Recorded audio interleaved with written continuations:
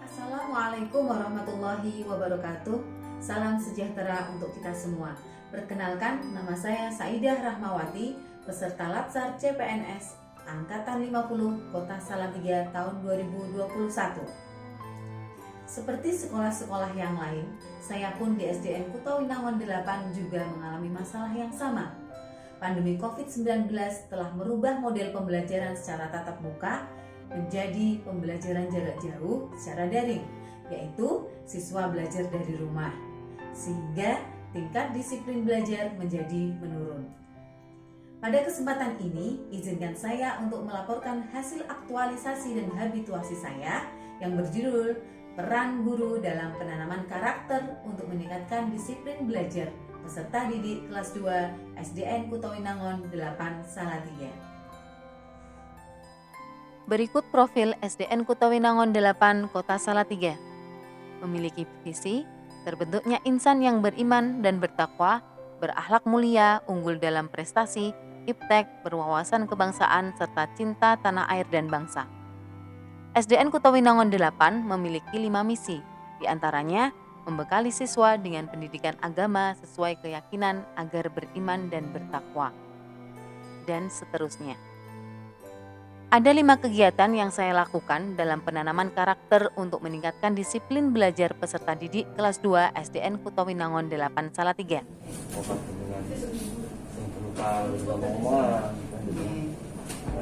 Yang pertama, yaitu mengidentifikasi jenis-jenis ketidakdisiplinan peserta didik kelas 2 SDN Kutawinangun 8. Ada 3 tahapan yang saya lakukan.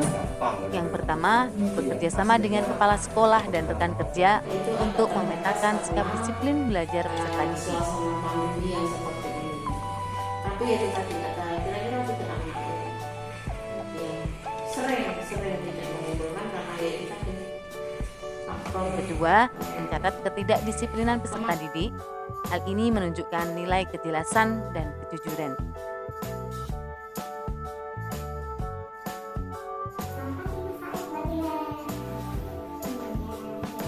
Yang ketiga, bertanya jawab dengan peserta didik dan orang tua terkait alasan ketidakdisiplinan. Dalam tahapan ini, bertanya jawab dengan peserta didik menggunakan bahasa yang santun dan menggunakan bahasa Indonesia yang baik dan benar. Sudah mandi?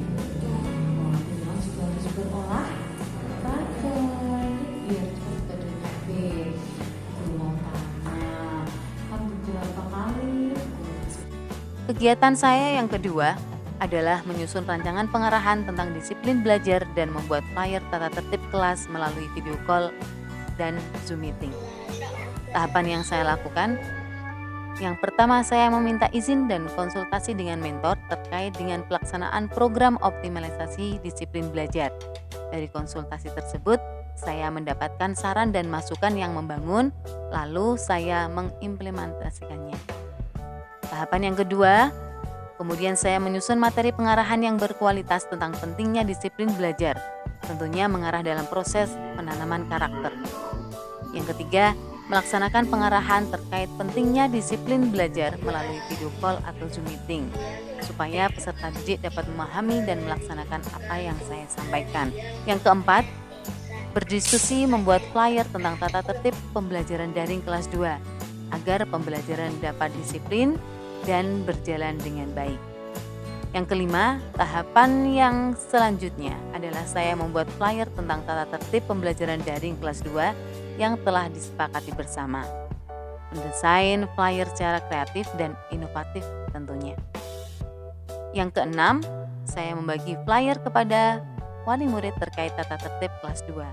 Secara transparansi, peserta didik dan wali murid memahami tata tertib pembelajaran daring. Hari ini saya akan presentasi tentang kegiatan saya yang ketiga, yaitu membuat slogan-slogan yang berisi tentang motivasi belajar. Ini akan saya panjang di kelas yang Kegiatan saya yang ketiga adalah membuat slogan-slogan yang berisi motivasi untuk selalu disiplin belajar. Tahapan yang saya lakukan yang pertama yaitu berkoordinasi dengan kepala sekolah terkait perencanaan dan pembuatan slogan-slogan motivasi untuk selalu disiplin belajar di lingkungan sekolah. Tahapan yang selanjutnya, saya menyiapkan alat dan bahan yang digunakan dalam membuat slogan-slogan motivasi untuk selalu disiplin belajar. Yang ketiga, membuat dan memajang slogan-slogan motivasi disiplin belajar di dinding ruang kelas 2.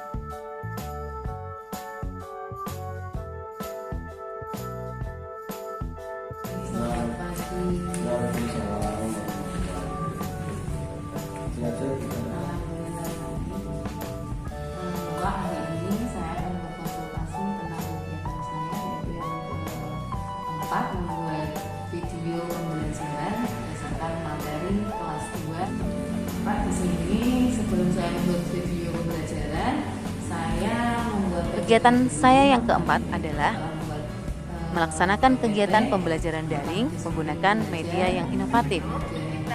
Ada 4 tahapan yang saya lakukan. Yang pertama, berkonsultasi dengan kepala sekolah mengenai penyesuaian isi materi yang akan dibuat video pembelajaran. Negara kita, ya, dalam perisai itu ada 5, ya, ada 5 Yang kedua, sila. membuat video pembelajaran yang menarik Yang pertama, menggunakan aplikasi Filmora. Tahapan yang ketiga, berkoordinasi dengan orang tua dalam pelaksanaan pembelajaran. Dan yang keempat, melaksanakan pembelajaran daring dengan mengirim video pembelajaran melalui grup WA, video call, atau Zoom meeting.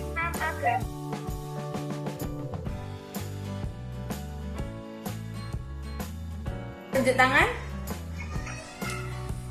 Mbak Aleta mana?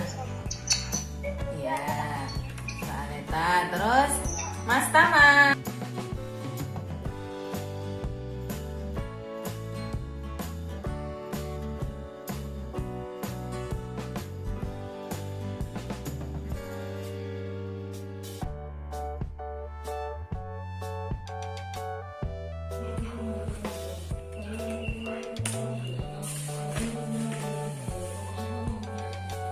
Untuk selanjutnya, kegiatan saya yang kelima adalah monitoring melalui Google Form dan evaluasi. Ada 4 tahapan yang saya lakukan. Tahapan yang pertama adalah saya membuat rancangan isi Google Form tentang presensi online, identitas peserta didik, dan unggah foto hasil tugas yang telah dikerjakan. Assalamualaikum warahmatullahi wabarakatuh. Selamat pagi Bapak Ibu, wali siswa dan anak-anakku kelas 2 yang hebat. Setelah kalian menyimak video pembelajaran dari Kedua, yaitu membagikan link Google Form kepada orang tua tentang tema 1 melalui WhatsApp Group. Bekerja sama dengan wali murid, memantau dan mengawasi putra-putrinya untuk dapat mengikuti pembelajaran daring. Tahapan yang selanjutnya, siswa mengunggah hasil pekerjaan melalui Google Form.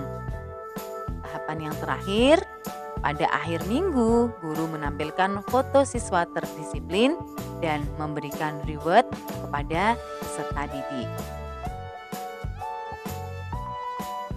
Kesimpulan, capaian kegiatan aktualisasi dan habituasi yang dilaksanakan di SDN Puto Winangun 8 adalah sebesar 100%, karena semua kegiatan telah terlaksana dan diperoleh hasil atau output yang diharapkan. Adapun hasil dari setiap kegiatan adalah yang pertama, teridentifikasinya jenis-jenis ketidakdisiplinan peserta didik. Yang kedua, terwujudnya pemahaman peserta didik tentang pentingnya disiplin belajar dan terwujudnya flyer tata tertib kelas. Yang ketiga, terwujudnya slogan-slogan yang berisi motivasi untuk selalu disiplin belajar. Adapun manfaat dari aktualisasi dan habituasi ini bagi siswa yaitu menjadi lebih disiplin dalam belajar, prestasi meningkat, dan terampil mengikuti pembelajaran daring. Assalamualaikum warahmatullahi wabarakatuh. Mengenai Bu Saidah selaku teman di sekolah kami, beliaunya menanamkan karakter disiplinnya sangat tinggi, sehingga terlihat dari bentuk penilaiannya yang diberikan kepada siswa.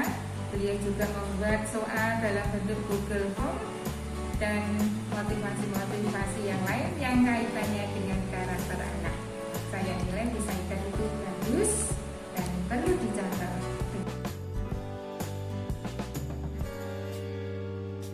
Demikian laporan hasil aktualisasi dan habituasi saya yang berjudul Peran Guru dalam Penanaman Karakter untuk Meningkatkan Disiplin Belajar peserta didik kelas 2 SDN Kutowinangun 8 Salatiga. Terima kasih, kurang lebihnya mohon maaf. Wabillahi taufiq wal hidayah. Wassalamualaikum warahmatullahi wabarakatuh.